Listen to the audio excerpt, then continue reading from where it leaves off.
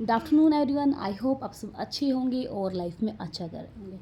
अच्छा, जिन जिन बच्चों के पास में पॉलिटिक्स है और पॉलिटिक्स कह रही हूँ लाइक पॉल साइंस है एंड पब्लिक एड है, तो उनमें कुछ टर्म्स होती हैं जिसके जिनका इंग्लिश मीडियम है उनको तो कोई इशू नहीं आता है, बट जो हिंदी मीडियम है, गवर्नमेंट स्कूल के बच्चे हैं, उनको काफ़ी इशू आते हैं उन पर्टिकुलर टर्म्स को समझने के लिए। तो शुरू करते हैं।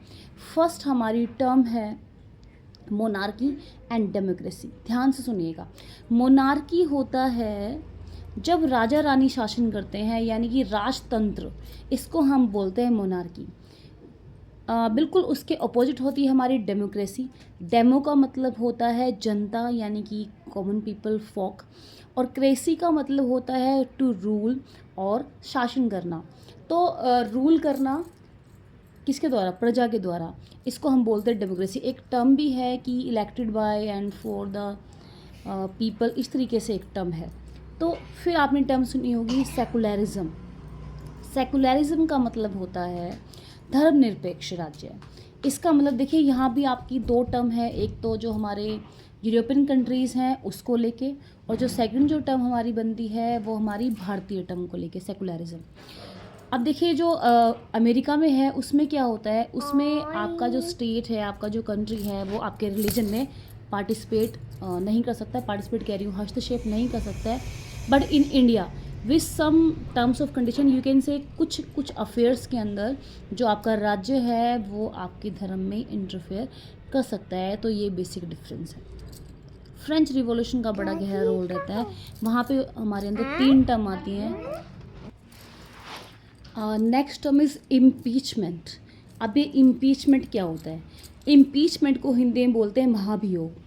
ये वो प्रोसेस है जिसके थ्रू, वैसे देखो कोई भी तरीका नहीं है कि आप राष्ट्रपति को उसके पद से हटा सके, लेकिन जो इम्पीचमेंट है जिसको हम कहते हैं महाभियोग लाना, उसी को इंग्लिश में क्या कहते हैं? इम्पीचमेंट। कुछ और क्रेसीज भी हो, जैसे प्लूटोक्रेसी होती है या थियोक्रेसी होती है। प्लूटोक्रेसी होती है गवर्न बाय रिच पीपल, जो अमीर लोग हैं, ठीक है, पैसा वैसा उनके पास काफ़ी है, उनका शासन होता है प्लूटोक्रेसी। फिर मैंने आपको अभी भी बोला थियोक्रेसी।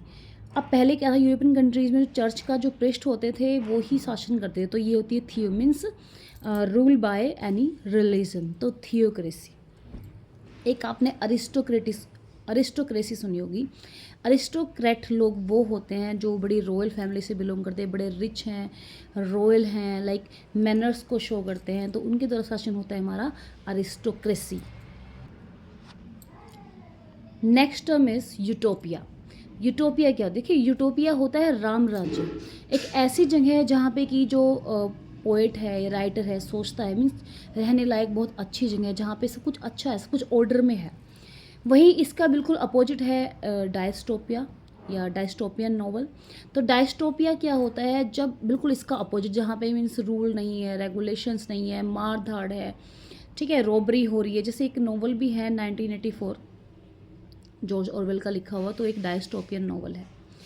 और टर्म्स की हम अनुच्छेद को हम इंग्लिश में बोलते हैं आर्टिकल, या आर्टिकल को हम बोलते हैं अनुच्छेद, और इसमें जो संशोधन होता है उसको हम बोलते हैं अमेंडमेंट्स।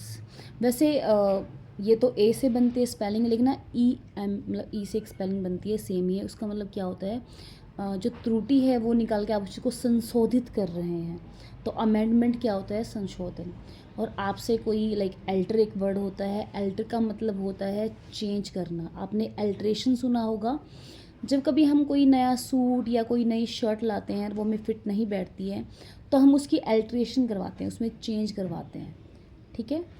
और ट्रिमिंग आपने सुना, वैसे ट्रिमिंग इज़ नॉट रिलेटेड शब्द to the like political science का शब्द नहीं है, बस मुझे याद आया तो मैं आपको बताती हूँ।